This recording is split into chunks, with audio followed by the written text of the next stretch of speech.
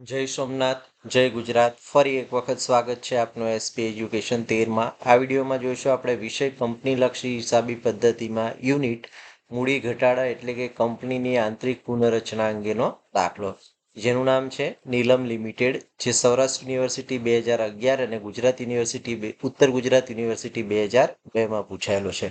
તો વિદ્યાર્થી મિત્રો, દાખલો ગણતા પહેલા સૌપ્રથમ આપણે જોઈશું દાખલાની રકમ અને ત્યારબાદ એક પછી એક હવાલાઓ ધ્યાનમાં લઈ અને જરૂરી ગણતરી કરી દાખલો ગણીશું. તો નીલમ લિમિટેડનું તારીખ 31/3/2025ના રોજનું પાક્કું સરવૈયું નીચે મુજબ છે, જેમાં વિગત, નોંધ નંબર અને રકમ રૂપિયા આપ્યું છે. વિગતમાં આપણને આપ્યું છે ઇક્વિટી અને જવાબદારીમાં શેર હોલ્ડરના ભંડોળો, જેમાં શેર મૂડી ઇક્વિટી શેર દરેક ₹10નો પૂર્ણ ભરપાઈ 14,40,000 છે. તો શેરની સંખ્યા કેટલી થાય? તો કે 14,40,000 ભાગ્યા 10 કરીશું તો 1,44,000 ઇક્વિટી શેરની સંખ્યા મળશે. તેવી જ રીતે 8%ના પ્રેફરન્સ શેર છે, દરેક ₹100નો તેવા છે 3,60,000. તો પ્રેફરન્સ શેરની સંખ્યા મળશે 3,60,000 ભાગ્યા 100 કરીશું તો 3600. અનામત અને વધારામાં આપણને નફા નુકસાન ખાતાની ઉધાર બાકી 4,08,000 આપી છે, જે અવાસ્તવિક મિલકત તરીકે આપણે ધ્યાનમાં લેવાની છે. ત્યારબાદ બિનચાલુ દેવામાં લાંબા ગાળાના ઉછીના નાણાંમાં 9%ના ડિબેન્ચર આપ્યા છે, ₹3,84,000. ત્યારબાદ ચાલુ દેવામાં વેપારી દેવા લેણદારો 4,21,440 અને અન્ય ચાલુ દેવામાં ડિબેન્ચરનું બાકી વ્યાજ આપ્યું છે 34,560. કુલ રકમ છે ₹22,32,000. ત્યારબાદ આપણને મિલકતો આપી છે, જેમાં બિનચાલુ મિલકતોમાં દ્રશ્ય મિલકતમાં ફ્રી હોલ્ડ મિલકત 7,20,000 છે. પ્લાન્ટની રકમ છે 2,40,000. અદ્રશ્ય મિલકતમાં પાઘડી 1,44,000 છે અને પેટર્ન છે 1,32,000. ત્યારબાદ આપણને બિનચાલુ રોકાણો આપ્યા છે 1,44,000. અન્ય બિનચાલુ મિલકતોમાં પ્રાથમિક ખર્ચ છે, જે અવાસ્તવિક મિલકત તરીકે ધ્યાનમાં લેવાના છે, ₹84,000. ચાલુ મિલકતમાં માલ સામગ્રી સ્ટોક આપ્યું છે 3,60,000. ત્યારબાદ વેપારી દેવામાં દેવાદારો આપ્યા છે ₹4,08,000 અને આમ મિલકતનો સરવાળો પણ થાય છે 22,32,000. ટ્રિબ્યુનલે મૂડી ઘટાડા અંગેની નીચે મુજબની યોજના મંજૂર કરી, જેમાં પ્રેફરન્સ શેર દીઠ ₹70 સુધી ઘટાડવાના છે, એટલે કે પ્રેફરન્સ શેરમાં ₹30નો ઘટાડો કરવાનો છે અને ₹70 લેખે આપણે નવા પાકા સરવૈયામાં દર્શાવવાના છે. ત્યારબાદ હવાલા નંબર 2, ઇક્વિટી શેર દીઠ ₹5થી ઘટાડવાના છે, એટલે ઇક્વિટી શેરમાં ₹5 ઘટાડવાના છે. ત્યારબાદ ડિબેન્ચર હોલ્ડરોએ તેમનું ચડેલ વ્યાજ જતું કરવા માટે સંમત થયા છે, એટલે દેવામાં ઘટાડો થશે, ભંડોળની પ્રાપ્તિ થશે. ડિબેન્ચર હોલ્ડરોને તેમના ડિબેન્ચરની અંશતઃ ચૂકવણી પેટે ફ્રીહોલ્ડ પ્રોપર્ટીનો અમુક ભાગ ₹2,40,000, જેનું ચોપડે મૂલ્ય ₹2,00,000ની કિંમતે લેવા સંમત થયા છે. એટલે કે ડિબેન્ચર હોલ્ડરને 2,40,000 પરત કરવાના છે અને ડિબેન્ચર પરત કરવા માટે આપણે 2,00,000ની ફ્રીહોલ્ડ મિલકતો આપીએ છીએ એ 2,40,000ની કિંમત આપી છે, જેથી કરીને ફ્રીહોલ્ડ મિલકતની કિંમતમાં ₹40,000નો વધારો થાય છે. ત્યારબાદ આપણને હવાલામાં આપ્યું છે બાકીની જે ફ્રીહોલ્ડ મિલકતો છે એની કિંમત ₹6,40,000 આંકવામાં આવી છે, એટલે કે 2,00,000ની ફ્રીહોલ્ડ મિલકતો આપી દીધા બાદ વધતી રકમ છે. રોકાણો 2,00,000માં વેચવામાં આવ્યા છે, તો રોકાણો વેચથી પણ ભંડોળની ઉપયોગ થશે. છેલ્લા 3 વર્ષનું પ્રેફરન્સ શેર પર ડિવિડન્ડ બાકી છે. પ્રેફરન્સ શેર હોલ્ડરો અડધું ડિવિડન્ડ જતું કરવા માટે સંમત થયા છે, જ્યારે બાકીનું ડિવિડન્ડ છે એ ₹5નો એક એવા પૂરા ભરપાઈ થયેલ ઇક્વિટી શેરમાં આપવાનું છે, એટલે કે આપણે પ્રેફરન્સ શેરના બદલામાં ઇક્વિટી ડિવિડન્ડ આપવાનું છે. ત્યારબાદ હવાલા નંબર 8 આપણને આપ્યો છે અદ્રશ્ય અને અવાસ્તવિક મિલકતો માંડી વાળવાની છે. તો દાખલામાં અદ્રશ્ય મિલકત પાઘડી અને પેટર્ન છે, જ્યારે અવાસ્તવિક મિલકત પ્રાથમિક ખર્ચ 84,000 છે, જે પૂરેપૂરી માંડી વાળવાની છે અને પુનઃરચનાનો ખર્ચ ₹15,360 થયો છે, જે આપણે શું કરવાનું છે તો કે ઉપયોગ તરીકે દર્શાવવાનું છે. આ ઉપરાંત મૂડી ઘટાડા ખાતે બાકી રહેલી બાકીનો ઉપયોગ એટલે કે ભંડોળની પ્રાપ્તિમાંથી ભંડોળનો ઉપયોગ બાદ કરતા જે રકમ વધે એ રકમને આપણે પ્લાન્ટ અને સ્ટોકની જે ચોપડે કિંમત છે એનું પ્રમાણ સુધી એના પ્રમાણમાં આપણે ઘટાડવાની છે. આ ઉપરોક્ત યોજનાની અસર આપતી વખતે તમારે જરૂરી નોંધ પસાર કરવાની છે, એટલે કે આમ નોંધ લખવાની છે અને તેનાથી પરિણામતું પાકું સરવૈયું તૈયાર કરવાનું છે. તો આ દાખલો છે એ ઉત્તર ગુજરાતમાં 2002માં પૂછાયેલો છે, જ્યારે સૌરાષ્ટ્ર યુનિવર્સિટી 2011માં પૂછાયેલો છે. તો દાખલાની રકમને આધારે આપણે દાખલાની ગણતરી કરીશું. તો સૌપ્રથમ આપણે જરૂરી ગણતરી કરવાની છે અને જરૂરી ગણતરીને આધારે આમનોંધ પસાર કરવાની છે. તો પહેલા આપણે ભંડોળની પ્રાપ્તિ અંગેની ગણતરી કરવાની છે. ભંડોળની પ્રાપ્તિ અંગેની ગણતરી કરતી વખતે ખાસ યાદ રાખવાનું છે જવાબદારી કે દેવામાં ઘટાડો અને મિલકતમાં વધારો.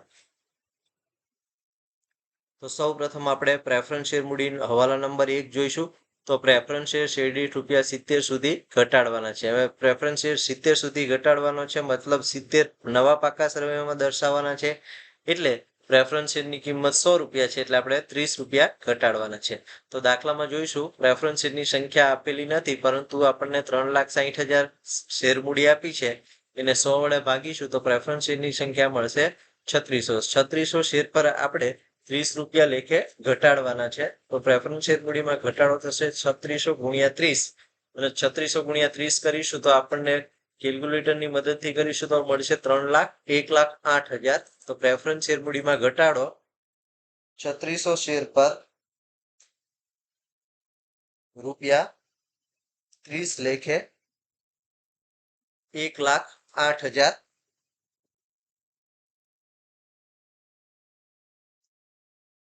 ત્યારબાદ હવાલા નંબર 2 જોઈશું.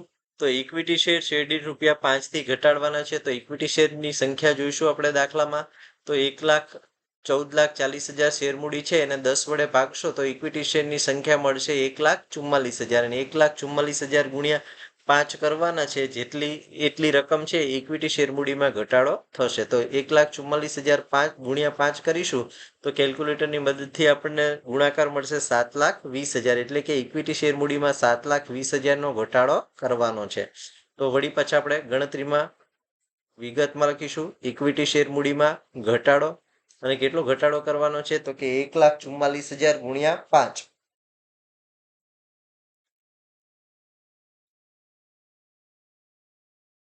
તો 1,44,000 ગુણ્યા 5 કરીશું તો રકમ મળશે આપણને 7,20,000.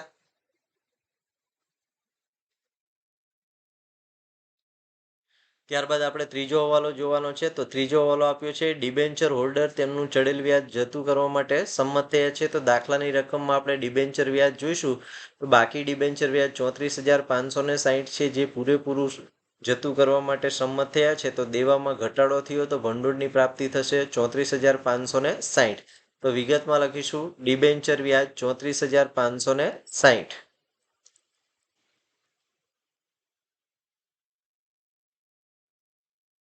ડિબેન્ચર વ્યાજ પછી આપણે ફ્રી હોલ્ડ મિલકતમાં વધારો શોધવાનો છે. તો એની માટે વિગત આપણે વાંચવાની છે. તો કે ડિબેન્ચર હોલ્ડરોને તેમના અંશતઃ ચૂકવણી પેટે ફ્રી હોલ્ડ પ્રોપર્ટીનો અમુક ભાગ છે એ 2,40,000ની ચોપડે કિંમતે આપી દીધો છે. એની કિંમત છે 2 લાખ.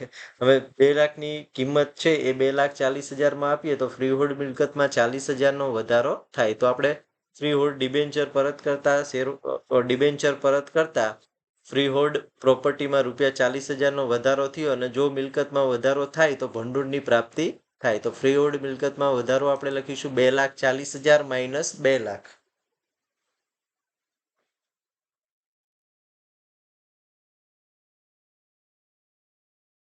તો રકમ મળશે આપણને 40,000.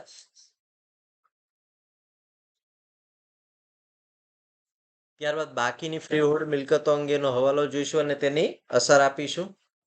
તો બાકીની જે ફ્રી હોલ્ડ મિલકતો છે એની કિંમત ₹6,40,000 આંકવામાં આવી છે. તો બાકીની ફ્રી હોલ્ડ મિલકતો છે એ કેટલી રહેશે તો કે 7,20,000 હતી, એમાંથી આપણે 2 લાખની કિંમત આપી દીધી છે. તો બાકી રહી 5,20,000, અને 5,20,000 છે એની કિંમત હવે આપણે 6,40,000 આંકવાની છે. તો 6,40,000માંથી 5,20,000 બાદ કરીએ તો આપણને ફ્રી હોલ્ડ મિલકતનો બીજો વધારો મળશે 1,20,000. તો ખાસ યાદ રાખવાનું છે, બાકીની ફ્રી હોલ્ડ મિલકતોની કિંમત શોધવી હોય તો જૂની મિલકતની કિંમત છે 7,20,000, એમાંથી બાદ કરીશું આપણે 2 લાખ, તો મળશે આપણને 5,20,000. 5,20,000.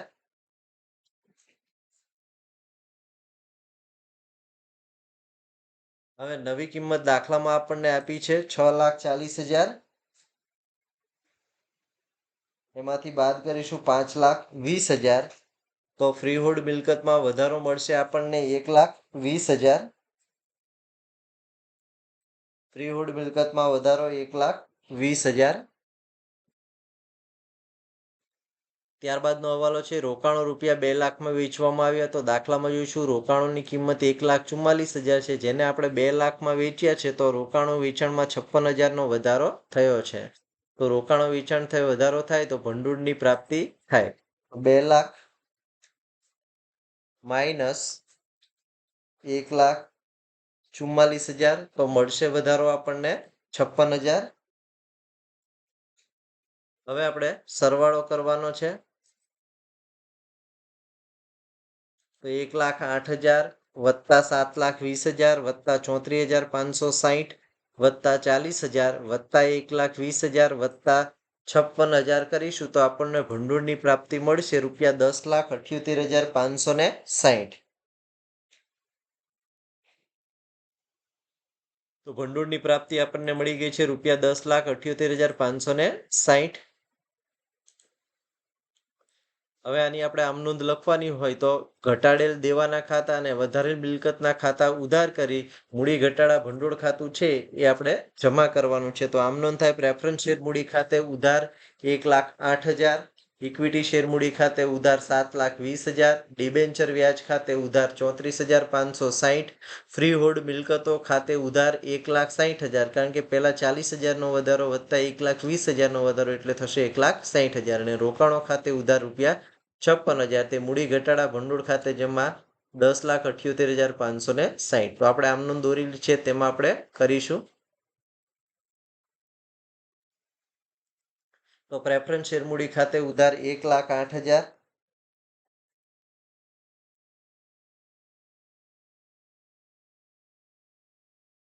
ઇક્વિટી શેર મૂડી ખાતે ઉધાર 7,20,000, ડિબેન્ચર વ્યાજ ખાતે ઉધાર 34,560.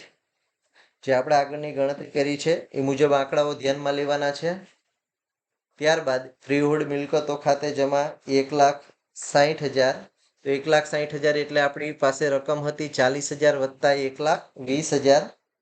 40,000 ડિબેન્ચર વેચતા અને વત્તા 1,20,000 છે એ નવી કિંમત કરતા આપણને મળેલ છે. અને રોકાણોનો વધારો થયો છે 56,000. તો રોકાણો ખાતે ઉધાર 56,000. તે મૂડી ઘટાડા ભંડોળ ખાતે જમા સરવાળો કરીશું તો આપણને મળશે 10,78,560. તો પહેલી આમ નોંધ થઈ ગઈ છે. હવે બીજી આમ નોંધ માટે આપણે બીજી ગણતરી કરવાની છે અને તેના આધારે ગણવાનું છે.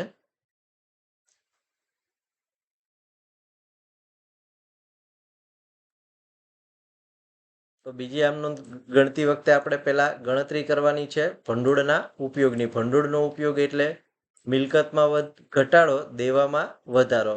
તો જરૂરી વિગતો ધ્યાનમાં લઈ આપણે કરવાની છે મિલકતમાં વધારો, દેવામાં ઘટાડો.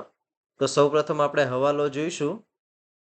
તો છેલ્લા 3 વર્ષનું પ્રેફરન્સ ડિવિડન્ડ બાકી છે અને પ્રેફરન્સ શેર હોલ્ડરો અડધું ડિવિડન્ડ જતું કરવા માટે સંમત થયા છે. જ્યારે બાકીનું ડિવિડન્ડ છે એના બદલામાં ₹5નો એક પૂરા ભરપાઈ થયેલ શેરમાં ઇક્વિટી શેરમાં ચૂકવવાનું છે. એટલે કે ઇક્વિટી શેર મૂડીમાં વધારો જોવા મળશે.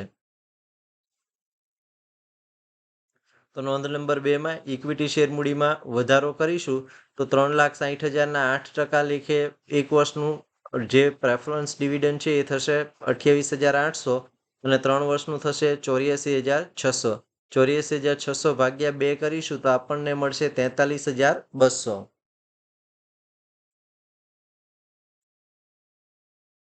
અને 43,200ને 5 વડે ભાગીશું તો શેરની સંખ્યા મળશે આપણને 8,640.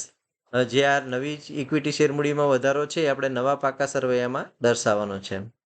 ત્યારબાદ આપણને દાખલામાં કીધું છે અદ્રશ્ય અને અવાસ્તવિક મિલકતો માંડી વાળવાની છે. તો અદ્રશ્ય મિલકતમાં પાઘડી 1,44,000 અને પેટન્ટ 1,32,000 છે. તો માંડી વાળશું 1,44,000 અને 1,32,000.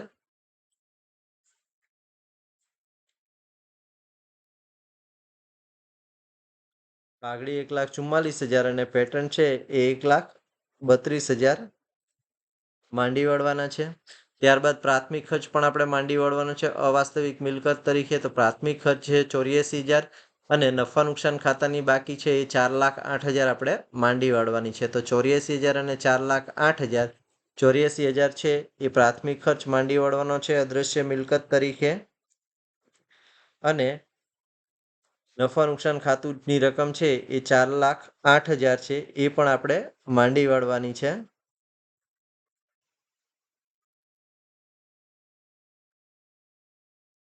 ત્યારબાદ દાખલામાં આપણને આપ્યો છે પુનઃરચના ખર્ચ ₹15,360 પૂરેપૂરો માંડી વાળવાનો છે. પુનઃરચના ખર્ચ 15,360. હવે આપણે સરવાળો કરવાનો છે. તો 43,200 વત્તા 1,44,000 વત્તા 1,32,000 વત્તા 84,000 વત્તા 4,08,000 વત્તા 15,360 કરીશું તો રકમનો સરવાળો મળશે. ભંડોળનો ઉપયોગ આપણને 8,26,560, 8,26,560. તો આ મળી ગયો છે ભંડોળનો ઉપયોગ. હવે આપણે છેલ્લો હવાલો વાંચવાનો છે. જે રકમ આપણને ભંડોળની પ્રાપ્તિ અને ભંડોળના ઉપયોગમાંથી મળી છે એ આપણે પ્લાન્ટ અને સ્ટોકની કિંમત ચોપડી કિંમતના પ્રમાણમાં માંડી વાળવાની છે. તો છેલ્લો હવાલો કીધું કે મૂડી ઘટાડા ભંડોળ ખાતે રહેલી બાકીનો ઉપયોગ પ્લાન્ટ અને સ્ટોકની કિંમત તેમની ચોપડે કિંમતના પ્રમાણમાં માંડી વાળવા માટે કરવાનો છે. તો આપણે અહીંયા જોઈ શકીએ છીએ કે આપણને ભંડોળની પ્રાપ્તિ મળી છે 10,78,560.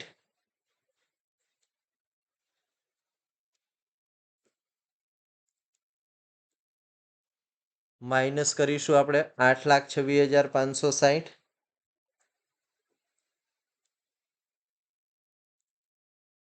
તો આપણને ભંડોળનો ઉપયોગ મળશે ₹2,52,000.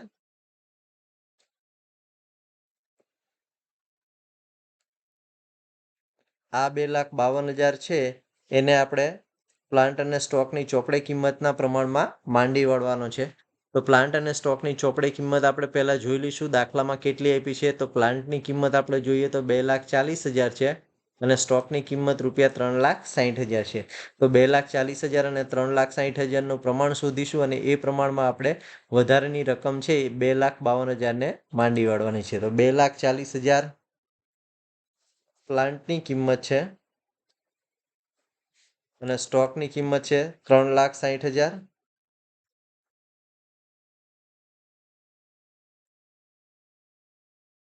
તો પ્રમાણ મળશે આપણને 2:3. તો 2,52,000ને આપણે 2:3ના પ્રમાણમાં માંડી વાળવાના છે. તો પહેલા પ્લાન્ટની કિંમતમાં ઘટાડો કરીશું તો 2,52,000 ગુણ્યા 2/5. તો આપણને સ્ટોકની કિંમતમાં ઘટાડો જોવા મળશે 1,08,000.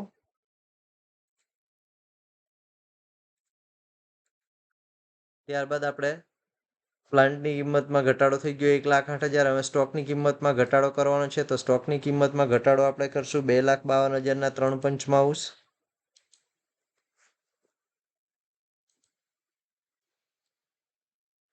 ગુણાકારનું સાદું રૂપ આપીશું 2,52,000 ગુણ્યા 3/5 કરીશું તો રકમ મળશે આપણને 1,51,200.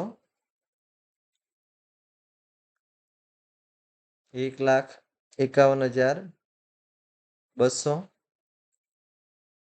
તો આ રીતે આપણે શું કરવાનું છે તો કે કિંમત માંડી વાળવાની. હવે આની આમનોંધ પસાર કરવાની છે. તો આમનોંધ પસાર કરીએ તો ઇક્વિટી શેર મૂડી ખાતે ઉધાર 43,000 કુલ રકમ છે એનાથી મૂડી ઘટાડા ભંડોળ ખાતું ઉધાર કરવાનું છે. તો મૂડી ઘટાડા ભંડોળ ખાતે ઉધાર થશે 10,78,560. તે પાઘડી ખાતે, પેટન્ટ ખાતે, પ્રાથમિક ખર્ચ ખાતે, નન્નું ખાતે, પુનઃરચના ખાતે અને પ્લાન્ટ ખાતે અને મશીનરી ખાતે આપણે જમા કરીશું. તો આમનું લખીશું તો પહેલા મૂડી ઘટાડા ભંડોળ ખાતું કુલ રકમ 10,78,560 થી ઉધાર કરીશું.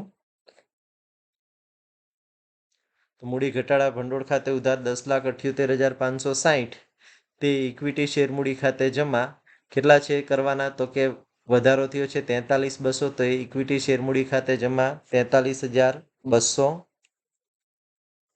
પછી આપણે પાઘડીની ગણતરી ઘટાડી છે તો પાઘડી ખાતે જમા કરીશું 1,44,000. ત્યારબાદ આપણે શેમાં ઘટાડો કર્યો છે તો કે પેટન્ટ પ્રાથમિક ખર્ચ અને નાનું ખાતામાં અનુક્રમે 1,32,84 અને 4,08,000. તો પાઘડી ખાતે પછી પેટન્ટ ખાતે 1,32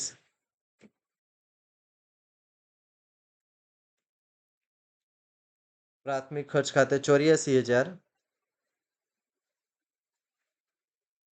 પેટર્ન ખાતે નન્નું ખાતે જમા કરીશું 4,08,000.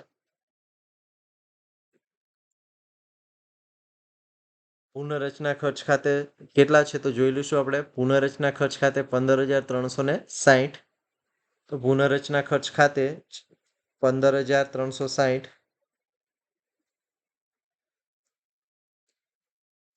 તે પ્લાન્ટ ખાતે જમા કેટલા થશે તો પ્લાન્ટની રકમમાં ઘટાડો કરવાનો છે 1,08,000. તો કરીશું 1,08,000. ત્યારબાદ સ્ટોકની કિંમતમાં ઘટાડો કર્યો છે. કેટલો કર્યો છે તો કે 1,52,200. તો પ્લાન્ટ ખાતે 1,52,200.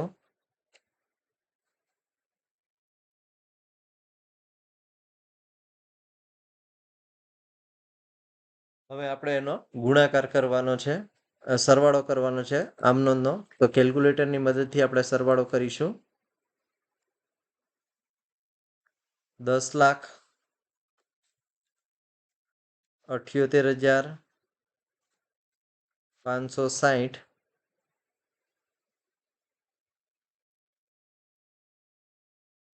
વત્તા બાકીની રકમનો સરવાળો કરીશું તો મળશે સરવાળો આપણને ઉધાર અને જમા બાકીનો 21,57,120. 21,57,120.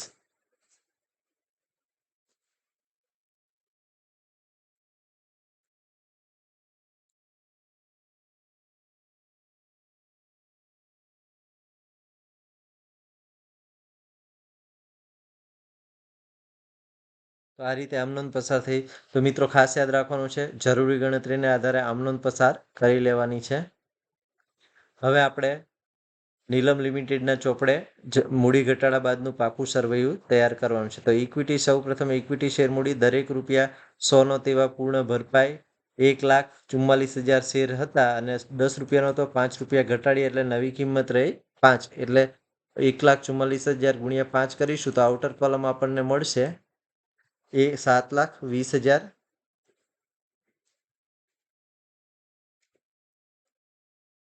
ત્યારબાદ પ્રેફરન્સ ડિવિડન્ડના બદલામાં આપણે ઇક્વિટી શેર આપ્યા છે 43,200ના. તો લખી નાખીશું 43,200 અથવા તો 8,640 ગુણ્યા 5 કરશો તો પણ મળશે 43,200. ત્યારબાદ આપણે પ્રેફરન્સ શેર મૂડી બતાવવાની છે. 3600 શેર હતા જેમાં 100 નહોતો, ₹30 ઘટાડી એટલે બાકી રહ્યા ₹70. તો ગુણાકાર કરીશું તો મળશે 2,52,000.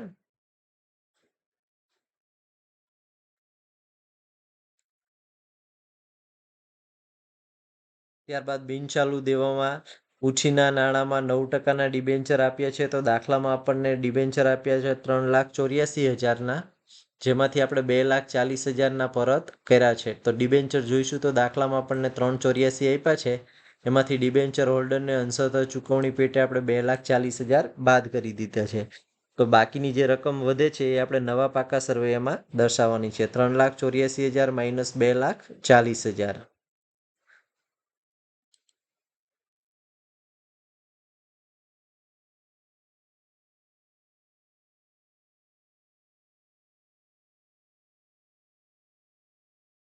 બાકી રકમ વધશે આપણી 1,44,000.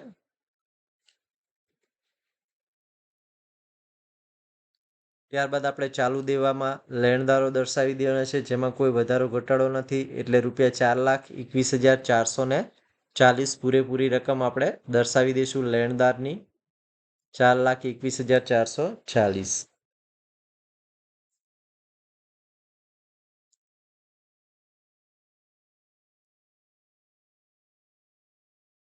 ડિબેન્ચર વ્યાજ પરત કરી દીધું છે એટલે દર્શાવવાનું નથી. હવે આપણે દર્શાવવાનું છે ફ્રી હોલ્ડ મિલકતો. તો દાખલામાં ફ્રી હોલ્ડ મિલકતની નવી કિંમત આપણને આપી છે ₹6,40,000 ગણવાની છે. તો આ 6,40,000 જ આપણે નવા પાકા સરવૈયામાં દર્શાવવાના છે. તો ફ્રી હોલ્ડ મિલકતો બતાવીશું 6,40,000.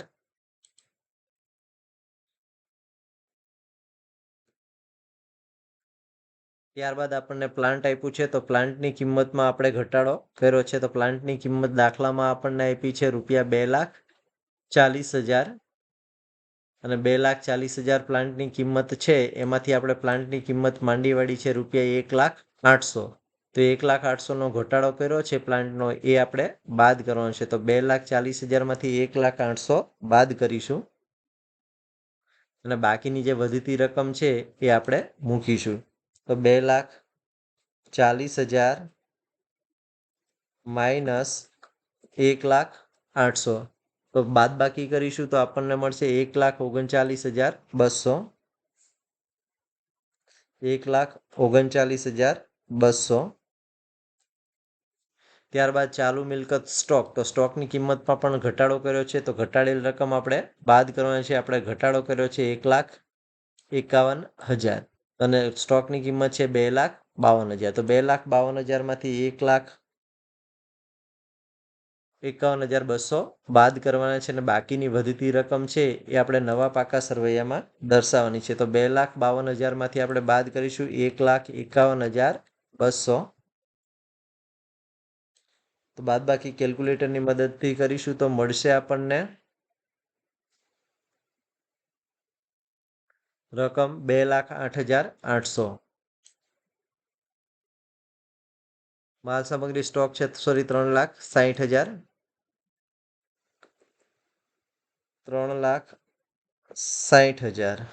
3,60,000માંથી 1,51,200 બાદ કરીશું તો બાકીની રકમ આપણને મળશે રૂપિયા 2,08,800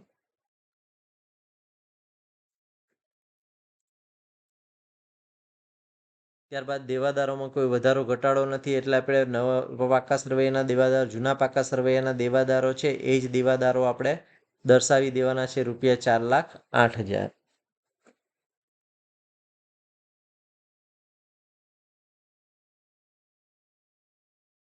ત્યારબાદ રોકડ શિલ્લક દાખલામાં આપણને રોકડ શિલ્લક નથી આપી પણ આપણે રોકાણો 2 લાખના વેચ્યા છે તો રોકાણોની વેચાણ કિંમતથી 2 લાખ આપણા ધંધામાં આવશે તો રોકડ 2 લાખ ઉદ્ભવશે એમાંથી આપણે જે પેલા ખર્ચાઓ છે એ આપણે બાદ કર્યા છે તો જે ખર્ચા બાદ કર્યા છે તેની રકમ આપણે જોઈશું તો પુનઃરચનાનો ખર્ચ 15,360 છે તો એ આપણે રોકડમાં ચૂકવ્યો છે તો બાદ કરીશું 15,360 2 લાખ માઇનસ 15,360 કરીશું તો રકમ મળશે આપણને 1,84,640 1,84,640